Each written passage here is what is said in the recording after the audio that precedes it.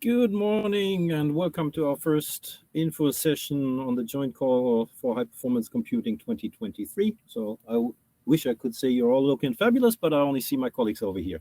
So my name is Ralph. I'm working at Luxinnovation. I'm leading the National Competence Center for High Performance Computing. I'm also the National Coordinator for GaiaX, and I will moderate the session. Now, we're here because we want to foster innovation made in Luxembourg, and I assume you're all in here for the same reason, and maybe also a little bit because there's some money involved. So let's dive into the topic, and before I introduce our speakers, some words on the InWink, which is the platform we are using, and on the process. So in the upper right corner, you see some buttons, and there's a button called Discussion. Please don't hesitate to use that one to pose any questions you'll have. We'll collect them for the Q&A session at the end. The session is recorded and will be available together with the presentation later on at www.research-industry-collaboration.lu. And we will also have some more sessions which will dive into different aspects. And as I said, don't hesitate to share that internally with other colleagues as well. That might be interesting. So that having said, let me introduce you to my fellow speakers. With me are Christian Pauli from the Ministry of Economy, Saktivel Sundaram from the FNR, and my colleague Max from the RDI department, who will all present. Christian, next slide. So we will run through a quick intro with the views on the call from the MECO and FNR. I will quickly explain then the role of the NCC, and then we will dive into the details and finish off with how Luxinnovation can support you and a Q&A session. Well, that's it. Christian, floor is yours. Yeah, thank you very much, Ralph, for this introduction. On behalf of the Ministry of Economy to this webinar about this new Call HPC.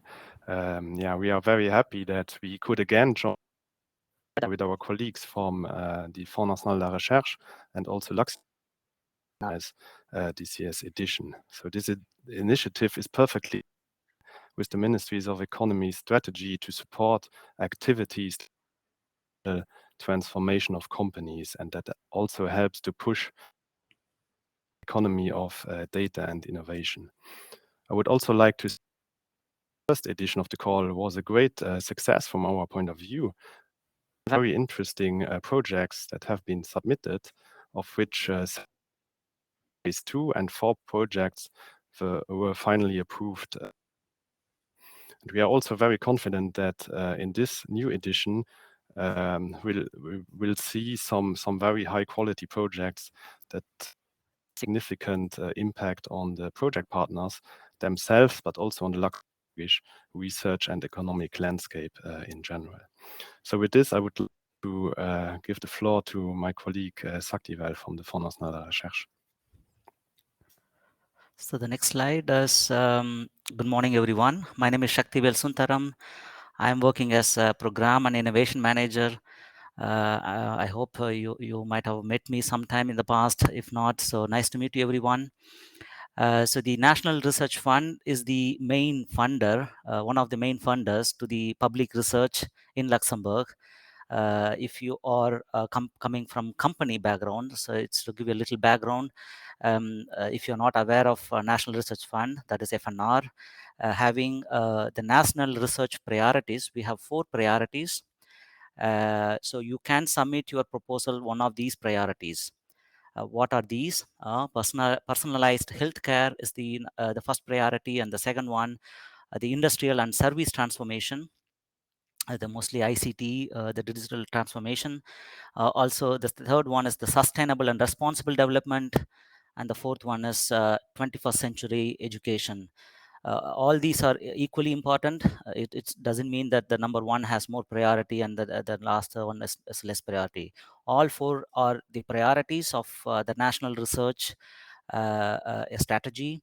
If your proposal comes with, definitely will come, obviously, that's what we have seen in the past.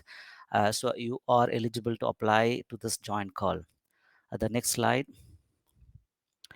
So when you submit the proposals, what we observed in the universities and in the companies, the challenges from the TRL, the technology readiness level, which is described by NASA as a framework to describe the maturity of the technology. The academics give a lot of importance in the early level of technology, meaning they give a lot of focus to develop the research, to develop the investigate the research problems, to contribute to the education and the community. On the other hand, the industries are more focusing on product development, making more money, revenue generation, creating more jobs. So the priorities changes. The industry give more focus to the business and creating more revenues. So when we talk about research, the challenges are manifold. It could be the product challenges, it could be business challenges, it could be innovation challenges, and it could also be the process challenges. It's a nice figure what you see here. The resources are not same from industry and the academia. On the industry side, sometimes you come across many resources.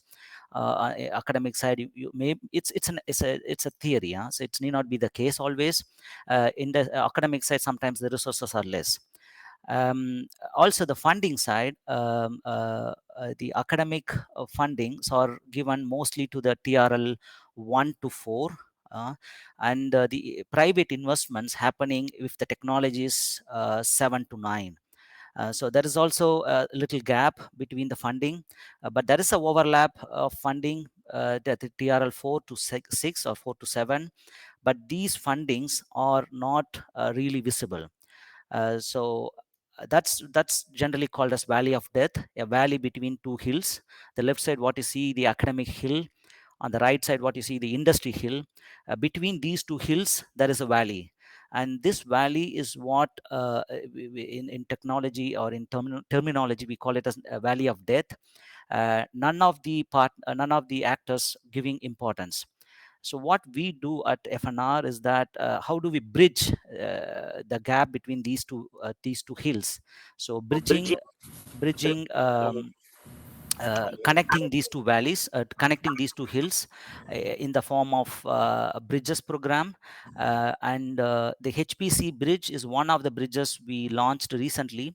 There are many other bridges. You might have heard healthcare bridges, health tech bridges, the agricultural bridges. So these are thematically focused bridges that tries to bridge the gap between academics and the private partners. So HPC bridges, we from FNR side started last year. We received, like Christian mentioned, 10 proposals, of which 7 selected to the phase 2, and 4 public institutions got funded in the last call. So the next slide. Yeah, I guess that's on me then. Yeah, basically we're on the same mission. So and what Saktivel has been talking about has also been, let's say, recognized by the European Commission, and they started a program which is called EuroCC, and that's basically saying, hey, we need to do something that people actually use new technology somewhere between the academia, somewhere, and getting it really putting it to good use. So that's the valley of death. And what they started is with a focus on high performance computing, and they put some money into various countries to set up national competence centers. So we are, let's say, in-country facing. We are the one-stop shop and the contact point for high performance computing. Outwards facing, we're also building the network to the other competence centers. So we have seen a lot of these things, for example, where somebody said, okay, well, does anybody have a course on how to explain what HPC is about? Oh, yeah, we do that. Does anybody have decent cases for a specific segment in industry, for example, on how to use HPC? And basically, we just educate each other. Next slide. So what we do in particular, we do business support. We also help on operational support. The European outreach I talked about, and not to forget, and I think Max will talk about that a little bit more in detail about the funding opportunities. In Luxembourg, we are basically 3 parties, so that differentiates us slightly from other countries, where it's largely driven by the academics. So over here, the 3 parties that form the NCC is Luxinnovation, then the University of Luxembourg, and Lux provide the organization that actually runs Meloxina. Next slide. So just a quick reminder, because I always get asked, what does high performance computing mean, or where are the blurry lines towards cloud computing? Basically, the things we are looking at is simulation modeling. That's plain vanilla, old school HPC stuff. But we also look at big data analytics and visualization, prediction forecasting, the testing and optimization, and not to forget about all machine learning, deep learning, AI. I mean, everybody who has not slept in a cave or been on a deserted island for the last couple of months probably has seen what you can do with ChatGPT and other large language models. So that's definitely in scope. That's seen from, let's say, high level view.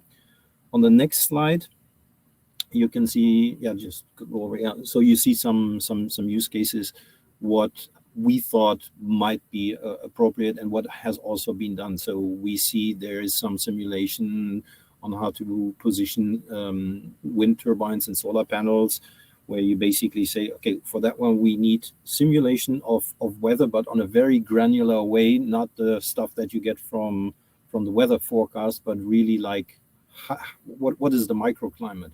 Then the usual stuff is simulation of additive manufacturing process. Very interesting things happen over here. Check out, for example, what NASA is doing, where they basically say we are using algorithms to design parts. Really, really cool stuff. Optimize logistic choices, travel and salesman problem. Also a classic issue that where you can use high performance computing. And then, of course, in scope with all the aims to be more sustainable, there are some other things that we can talk about. Next slide. There's also a little bit more. I mean, these slides will be shared, so I'm not going into all the details over here, because I'm assuming we're talking to a knowledgeable audience over here, and that probably people will actually recognize their field of expertise and say, okay, yeah, so that's definitely what I'm planning to do, is definitely in scope. So I think next thing up is probably seeing the view from the Ministry of Economy, and that's more or less for Chris, and I think there will be a couple more things that he wants to talk about. Thank you, Ralph. So within the next slides, I would like to guide you through the modalities of this, or the information of this year's Joint Call High Performance Computing. So to start, the general aim of this call, provide a new and additional funding opportunity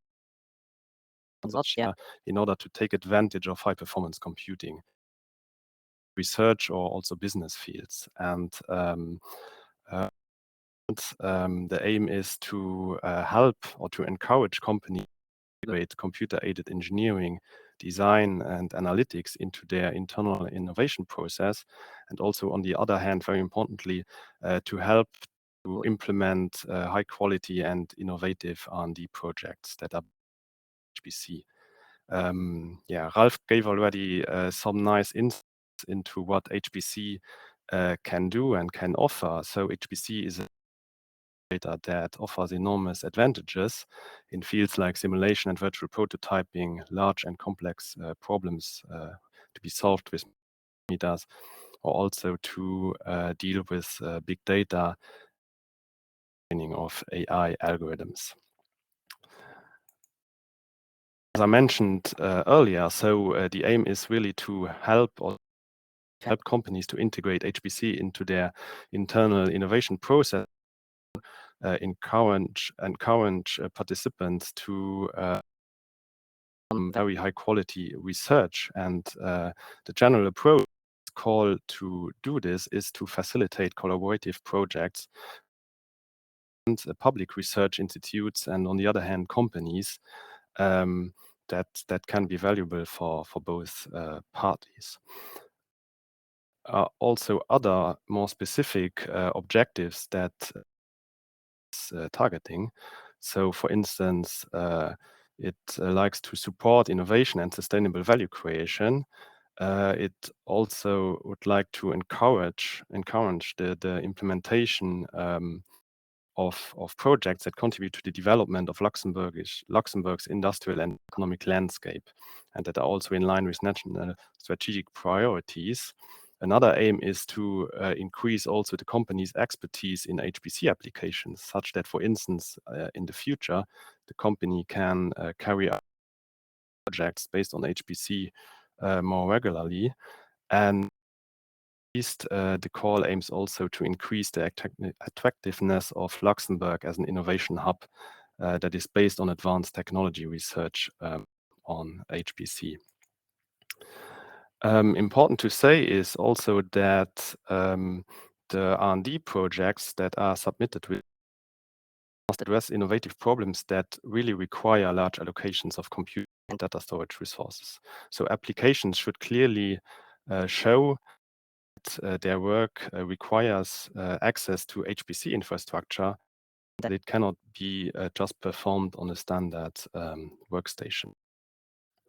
A few more words to the specific call projects should be within the following HPC application fields, namely complex simulations with multiple parameters, virtual testing and optimization that can, for instance, be also the development of new technology, new algorithms that lead to new products. Other application fields are big data analytics and visualization, AI and machine learning algorithms, and also predictions and forecast models. So this could, for instance, include the development of algorithms that enable the reliable prediction of certain events, like, for instance, weather or similar. Further, the project should be within the following that are manufacturing, advanced engineering, materials, energy and environmental technologies, and also telecommunication. And the third element is that this year's edition of the call focuses on companies that have already some substantial expertise in computer-aided big data analytics, training of AI algorithms, but that do not have much expertise in doing this kind on HPC. So companies that really rely on a strong part, the public, in order to carry out and to make the transfer to HPC. Important to say is also that this year the call focuses on industrial research activities and experimental development. So Sakti mentioned already before and showed this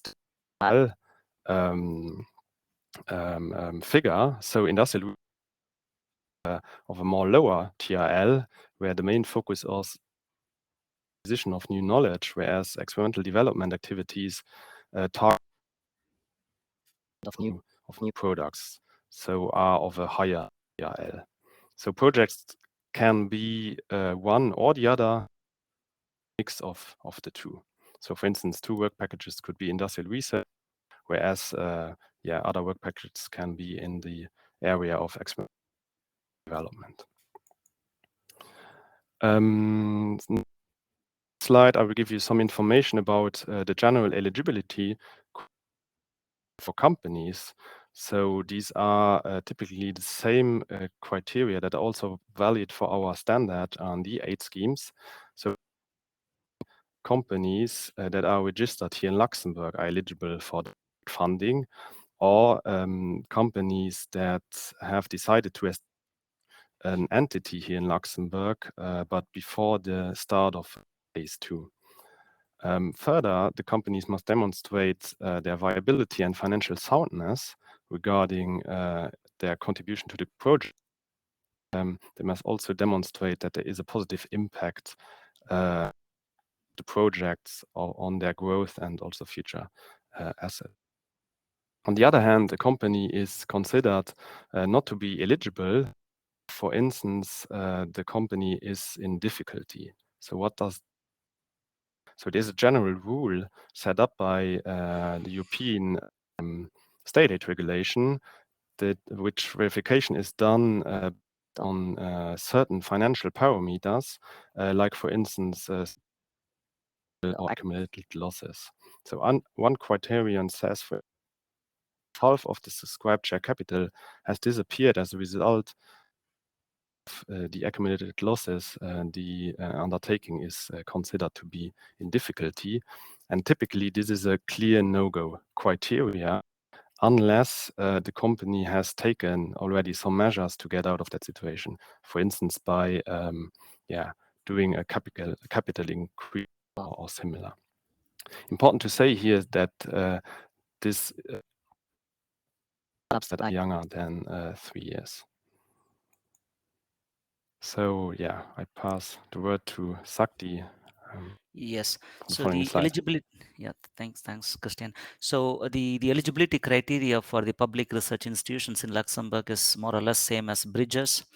The PI must be employed in one of the public research institutions in Luxembourg. So what are those public research institutions? You can see all the 4 LIUs, also the centers in the University of Luxembourg, like SNT, C2DH, LCSB, and things like that. And the PI must be employed in one of these public research institutions is one of the criteria. And the work contract should cover the project duration. That's the second one. And of course, if any the collaboration agreement or co-ownership agreement, so when the application is going to be submitted or after submission, there should be an agreement between the private partner and the public institution should be established. And in other guidelines, more or less the same as what one can find it in bridges, because after all, the HPC bridge is one of the thematically focused bridge. So whatever the guidelines, these slides will be shared to you.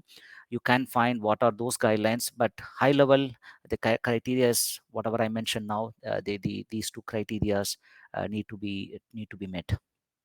And coming to the funding, the next slide, which talks about it's meant for 24 months to 36 months, 2 to 3 years. The public research institution will get 100% aid rates. This means they don't need to put some money like what we used to do it in the bridges. That's the key difference between this bridge, the thematically focused bridge, and the regular bridges. So the project will get the maximum 400K. So the private partners will get finance support from MECO, which will be explained by Christian further. Yeah. Saw the comment that there are some cuts in the noise. I hope that you can get all the information. So if not, please don't hesitate to ask questions if something is not clear or has been understood due to some noise problems. So funding conditions for companies, they are based on the 8 law, which foresees 8% of the eligible costs of a small company and in the case of industrial research activity. Further, we may grant call specific, so this does not apply for our standard aid schemes, and a 35% upfront payment if fight and for projects, of course, that have been approved for. Concerning the maximum aid amount will give, this is about 700,000 euro per project. And as I said, aid rates can it depends on the size of the company, but also on the the category of activities that are done. So, for instance, for experimental, which is a higher TRL, the 8 intensity. So a large company can get up to 40%, a medium-sized up to 50%, and a small company up to 60%.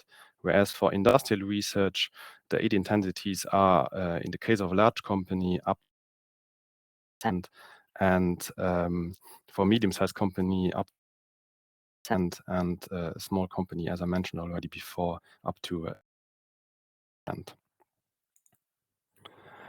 Now I will speak a little bit about the submission process in this call. So typically this process is divided into 2 phases, as it also was in the last call already. So the phase 1, which starts with this, has already started last Friday, so the call is open. You can already submit your projects, and the submission is on the 15th of November. So this is, if you would like to take part in this call, 15th of November. So the first submission of one is about a project that needs to be filed directly on the research industry collaboration platform of Luxinnovation. Later on, the evaluation granting authorities, and there will be a further eligibility and financial check carried out by Luxinnovation. And go or no-go decision, including some potential recommendation for 2. After this, the phase 2 then starts of next year with the submission phase that will end on the 20th, and consists in the submission of a full project proposal that needs to be submitted on the MyGuichet platform companies and on the Avanar grant system platform for the research organization. And coaching might also be provided innovation in case this is required, and we highly recommend this. Then after the submission phase, the evaluation starts with a review that is carried out by an independent expert panel set up by the Avanar, and this panel on projects to be awarded for funding. And later, after this, there still needs to be, or the recommended projects still needs to pass the State Aid Commission, and this is the joint funding decision by the 2 granting authorities, Avanar and Ministry of Economy. So here's a representation of the whole timeline with all the information needed. So phase 1 has already started last Friday and will end the 15th. We will give a feedback latest by November whether the projects will be transferred to the phase 2, and then the phase 2 will start beginning of next year, and the deadline is the 29th of February. The panel of experts will come together in April 2024, and there will be a decision latest in July 2020. So a few more words to the selection criteria phase 1. So based on the project outlines that have been submitted, the 2 granting authorities will check projects are in line with the call objectives and also call topic. So they will check the completeness of the compulsory.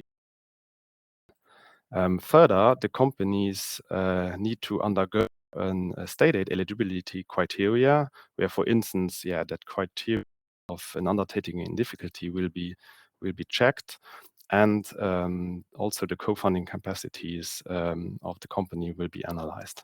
So therefore, please make sure that the project costs are adapted to your co-funding capacities.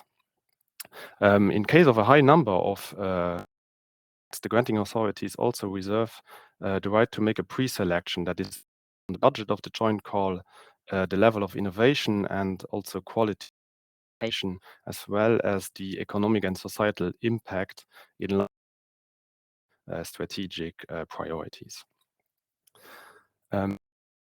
Is compulsory documents that need to be submitted as access on the platform directly.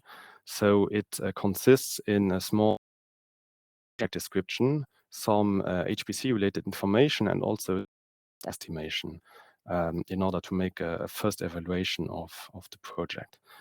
Further, we would like to ask of the principal investigators, this must not be some narrative CVs, ORCID ID or LinkedIn public profile are sufficient.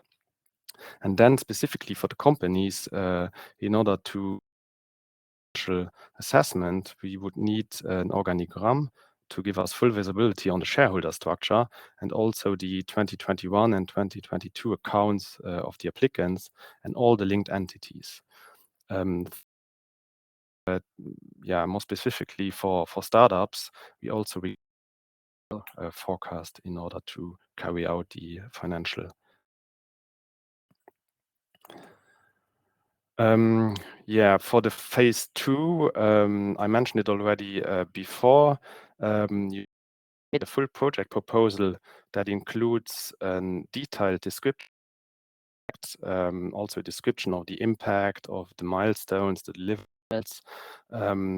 We also require a detailed financial summary of the project and also other informations that can be found before the start of the phase 2 on the specific platforms.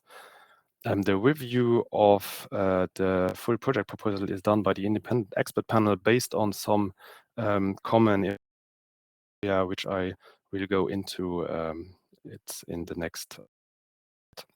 And then again, there will be a recommendation on project to be awarded and finally a state aid commission consultation that then leads to a final funding decision. That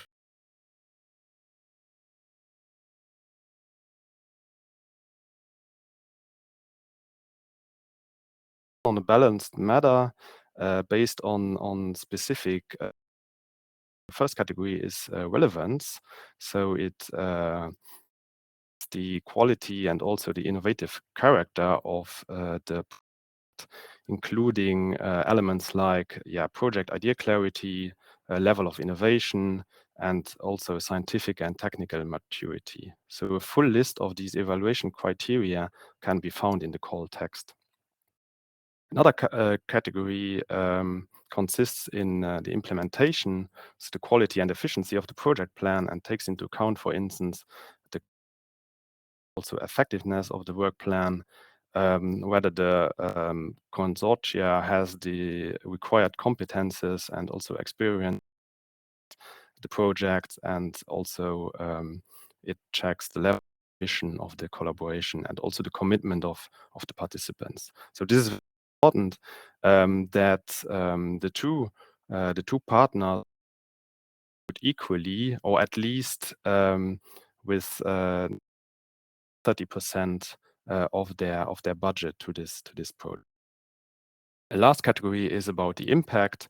So it checks the economic and societal added value of the proposed R&D project, or looks whether the project leads to a strengthening competitiveness and growth of the company.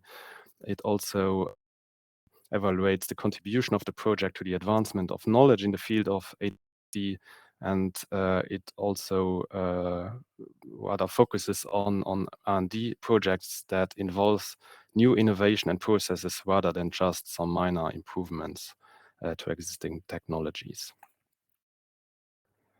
Before I come to the end of my part of this presentation, I'd like to highlight that this joint call HPC is part of a larger initiatives of the Ministry of Economy that tries to encourage companies to HPC into their internal innovation process, and various other aid schemes that can be used depending on the level of competences of the company and also of the size of. So, for instance, there is an aid for external consulting, or also a feasibility that can be used to make a first assessment whether, for instance, a code or an algorithm can be adapted to HPC. Also, these that have already quite important competences in the field, they can make use of typical R&D projects based on industrial development. So with this, I would pass now the word to Maximilian. Thank you very much, Christian, and good morning, everyone, also from my side. So I'm guessing that you are all awaiting impatiently the Q&A part of today's webinar. Therefore, I will keep my part of the presentation quite short, but I would nevertheless like to briefly present you how we as Luxinnovation can support all the interested companies during these two phases of the Joint Call HPC. And I would also like to take the opportunity to very briefly show you the research industry collaboration platform. So during the first phase of the call, we will be there to raise awareness about the eligibility and financial viability checks that Christian also mentioned on the previous slides. This we will mainly do it via 2 additional Q&A sessions, on which I will tell you more in just a minute. And during the second phase of the call, as it was already mentioned before, we will also offer a more in-depth support to the different companies that have been pre-selected by the granting authorities. So here, during phase 2, we will be there to review your applications, to stress test your ideas and applications. So here we will focus especially on things like the innovative nature of your project, your business model or exploitation plan, but also very important, of course, the financial capacity of the company. In addition, we are nevertheless also there to help you in other areas if you would like to have more support. So this can be things like the intellectual property, building relationships with the national ecosystem, getting in touch with potential partners or subcontractors to your project, and finally also regarding the financing of your project. Now on the next slide, you can see the different dates and topics of these two Q&A sessions that we will organize during the first phase of the call. And here I would also take the opportunity to remind you that you can, as of today, register for these 2 sessions, and the replays and the webinar slides will of course also be accessible on the research industry collaboration platform. So in case that you might not be able to make it, you will get all the information so that you can nevertheless prepare your application in the best way possible. So we will start on the 12th of October with a first Q&A session where we will focus on the main eligibility criteria that have been briefly introduced today, as well as the eligible project costs for your companies or for the applicants in general. So here we will, on the one hand, show you how you should estimate these costs, but very important, as it has also been said by Christian previously during the presentation, we will also help you establish your co-funding capacity. So how you should estimate them, how you should document these elements as well. All this will be the topic of the first Q&A session. Then on the 7th of November, so roughly a week before the final deadline of phase 1, we will then organize a completeness check of the application, where we will give you more information and also some tips and tricks regarding the required attachments. And we will also have the possibility to have a final Q&A session where you can ask all the questions that you have a week before the deadline. In addition to these 2 sessions, you can of course also have a look at the FAQ section that we established on the platform. There you can find regular updates with the most relevant questions that we received either during the webinars or also via email. Now, coming to the next slide, we have also a short recap of the research industry collaboration platform. Most of you, I guess, have already heard of this platform. For those who have not yet visited, the platform. Here is you will really find all the relevant information about the different joint calls, now with the special focus, of course, for the Joint Call HPC. As I said before, it's also here on the page that you will find the replays and the presentation slides. So directly after the webinar, we will also upload them so that all of you will have access to them right away. The very first step is to create your own account here on the platform. So on the next slide, you will also find the link to directly register yourself. Why do I highlight this? Because it's really the first and most essential step before you can start creating your project application. So you will see that on the next slide that we have a dedicated section for this Joint Call HPC 2023, where you will be able, once you have created your account, you will be able to first of all browse the existing project ideas that have already been published by some other applicants. And I just saw today that 2 of you already created some ideas and that you are looking actively for some partners. So I can just encourage you to also share your ideas if you have not yet identified some partners, and also to have a look at the ideas that others have published so far. And last but not least, maybe the most interesting and most important thing, here on this website on the right side, you can also start creating your project application for phase 1, which, as Christian mentioned before, needs to be filled in and submitted directly via the platform. Now, with this being said, I would like to thank you all for your attention, and I think that we can move on to the Q&A part of today's webinar.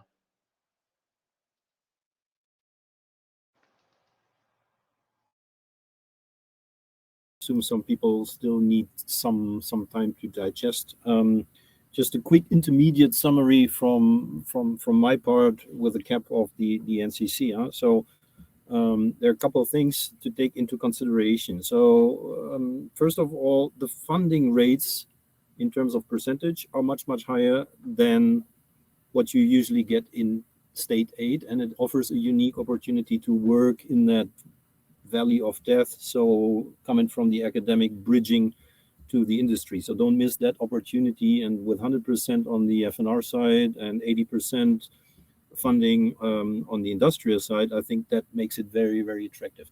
Another thing that we have not been talking about, but I think I would like to point that out from the NCC perspective, is of course we have with Meloxina a true gem in Luxembourg that might be particularly interesting for industrial partners, because this is not the standard research somewhere in the university basement sitting HPC, but it's an ISO 9001 certified platform. So if you're worried about your intellectual property coming from the industry side and you have an idea, this is actually also probably something that makes the whole thing very attractive.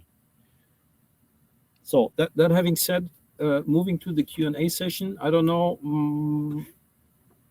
Max, you want me to go through the questions in chronological order? So I don't know, it's probably not only for Max, so Saktiva, Christian, feel free to jump in. No? Yes, I just see one question regarding the FNR website does not seem to lead a list of companies. Maybe the answer is directly the website is revamped now. I won't say revamped, it's rebranded or created completely. So if the link is not working, I can send you on the chat now itself, where you can find the list of companies that could be collaborated. But in any case, I will also inform our communication department to fix this one. So meanwhile, when you are taking the other questions, I can send you the link in the chat.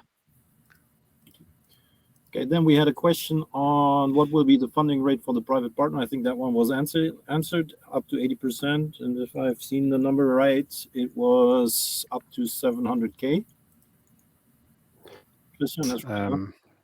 Yes, exactly. So 80% is the maximum that can be granted in the case of a small company, and if each of the activities are within the industrial research category. So if there are also experimental development activities, then it will be in the end a mix of. So yeah, I hope this answers the question. Okay. Then there was a question on when does the company need to be registered in Luxembourg in order to be eligible? But I think that was somewhere in between phase 1 and phase 2, right? Yes. Apologize again if my connection was not the best and not everything could be heard. So in principle, the company needs to be registered before the start of phase 2 or before the full project proposal has been submitted, because this marks the official submission of for state aid, and that's the date which. So if you haven't done it yet, you still have some time. So you apply for phase 1, but it would be good to already some short information that you decide to create a company here in Luxembourg or an entity in Luxembourg. Yeah, and to add on that one, we also have a department within Luxinnovation that can support on setting up shop over here. That's not the department that Max is working for, not the department that I'm working for, but we even have more colleagues who can help you.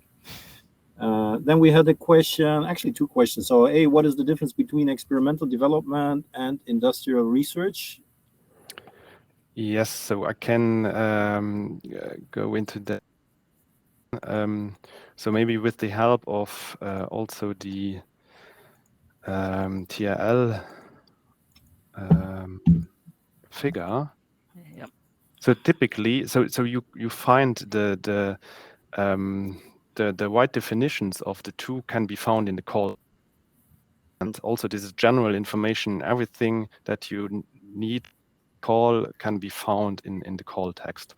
So in principle, industrial research describes activities that are far away from any industrialization or any commercialization. So it is about a focused research that will lead to new knowledge creation, so the acquisition of new knowledge. Whereas, and it goes, yeah, let's say up to TRL of 4, but that's difficult to say. It depends on the TRL figure that you. And yeah, experimental development is already activities that lead to the development of a specific solution that on the short time can be commercialized. So let's say this goes up to a TRL level of 7 or 8, just to give you yeah, rough number. Yeah, the valley is very flat. Whether you're at the downslope of the academic side or on the uphill side of the industrial side is sometimes a matter of also a question of what topic you're working on. Huh? Yeah, exactly. So then we had, I think I missed one question up where does the PI have to be, is it okay to only have them on the FNR side, or do we also have to have a PI, named PI on the industrial side? Yeah, for us, just to answer from the Ministry of Economy side, so in principle, what we need to have the main people listed in order for us to make an evaluation whether the company has also the qualification to carry out the activities. Yeah, so we don't really need a PI, but as and Sakti can say, as this is required from the FNR side, within this call, we also then would like to have a PI mentioned. Yes. So the PI from the public research institution is must. Like I mentioned, it must be employed in one of the institutions. And the work contract, even if they have a fixed term contract, what is important is the cover the remaining period in the fixed term should cover the project duration 100%. Meaning if the project is 2 years, you should have remaining period in the fixed term the 2 years. That's an important criteria. So it's a mandatory requirement if the project to be submitted. But of course, Christian mentioned already from the company side, we need a key contact person, the key contact when you form the consortium. So that's necessary. So, So- you so can in call one of them as PI, but of course, in the application when you submit, the PI is the person from the public research institution. So, of course, there will be also a field where you mention the contact person in the company, primary contact person in the company. Okay. Then maybe something for Max here. How detailed in terms of pages should the initial project description be for phase 1? Yeah, indeed. So you will see once you have formed your consortium, you can start creating a project directly on the platform. You need to fill it in directly there as well. It's round about, I would say, 10 to 12 questions that you will be asked to fill in. And in the end, it will be something about a 2, maybe 3, 4-pager of a short project description together with the attachments that Christian presented for especially the company partners. It's a rather short description, nothing to worry about during phase 1, I would say. Let's rephrase. We want to understand what you are up to, but we don't want to go through 200 pages of ideas. Indeed, Somewhere you will in see between. that there's also a character limitation per question, so that you need to keep it concise and precise. Yeah, and we have something. What is advanced engineering? I'll rephrase that one. So would bioengineering and AI engineering fall into that category, or I think that definitely is the case. Yes. I think with meant that it shouldn't be just some minor improvement of some, but there should really be something innovative in it, and of course also these topics you mentioned are within that category. Okay. And next one, is it possible to resubmit last year's project after update? That's something I can answer. So because we had the discussion internally, yes, it's definitely possible. I mean, probably there's a reason why it was not selected last year, maybe also due to competition, which is, I would assume, a little bit lower this year. So yes, feel free to resubmit after maybe updating or changing it, or working a little bit and then polishing it a little bit. Yes, the resubmission is possible. The only key thing is, I think they will have to follow the phase 1, phase 2. It's not just directly the phase 2. There was a question in one of the emails I received. So it's like a fresh application. So they will submit from the phase 1. Okay. Yeah, and it's important to mention that it also includes experimental development. So last year was only industrial research. Projects can also be adapted in the sense that also activities that cover the experimental development category can be included in a that are a part of that rules. Also the proposal template is quite the same as last year, so there are no major changes. Okay, I think we basically went through the questions that we had over here. So unless somebody has some very, very urgent questions that you still might want to put into the discussion window over there. I think we missed one. I think I can read it for you. So it was Go ahead. asking, yeah, the company should be registered in Luxembourg. Would this be before the submission? That we had covered. We You had that. also. Yeah. Okay, sorry. But there's one about Luxinnovation and support in putting partners together. So the last one, I don't know if we had that one. Yeah, maybe I can take that one. So indeed, part of our role is also to bring you in touch with public partners, some research organizations that are eligible within this Joint Call HPC. So if you want, you can directly contact me or us after the webinar via short email with maybe a brief project idea that you have, so that we can also put you in touch with some relevant actors in the ecosystem. Adding on top of that, so apart from this call, as I mentioned during the beginning of the presentation, the NCC is basically also a one-stop shop for all the stuff that you can do for high performance computing, which of course includes AI. So if you want to reach out, so for example, to directly to the folks from Luxina, because there's a very knowledgeable team that can help you with certain things where you say, we're lacking something, but we don't really think it's a research project, so maybe it does not really fit the scope 100%, but of this call, but we want to do something with HPC, feel free to reach out. And I just saw another question. I guess it's for either Saktivel and or maybe Christian. So the question is, we implement HPC, but do that within an RDI project together with the university. HPC capacity is partially on the university side. Are there some requirements or limitations on using HPC on the company side as well?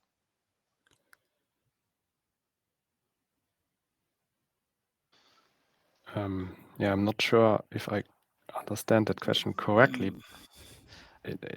Yeah, in principle, as a project, the two partners should be involved also in carrying out research or development activities on HPC. I'm not sure if that is the question. I think if I understood correctly, I think the question is more on which account the HPC cost should go. Will it be the company will take care of for the execution of the HPC activities, or the public research institution will take it? This is my understanding, but one thing is very clear. So there's no limitations. And there is no requirement. That's where this thematically focused call. The only requirement from the public research institution is it has to follow the financial guidelines stated in our website. So you can check that. But definitely there is a leverage to use the cost, but if this has been justified in the proposal that the particular proposal is expecting to use the existing infrastructure. And also I found another question related to I don't know, we covered that part. I just I missed it.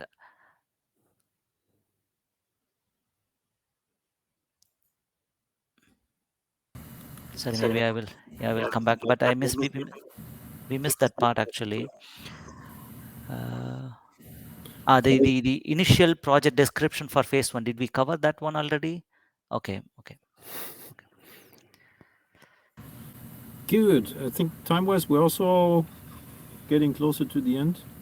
So if you have questions that are coming up, as we said, just as a quick reminder, there will be another session, and this session is also recorded. So we hope the session was fruitful for you, and see you hopefully then on the 12th of October for the eligibility criteria and the co-financing capacity, if you're interested. And I'd say we're eagerly looking forward to interesting projects. So let's make it happen. See you soon. Eddie, everybody. Thank you. Thank you. Bye. Bye-bye. Bye-bye.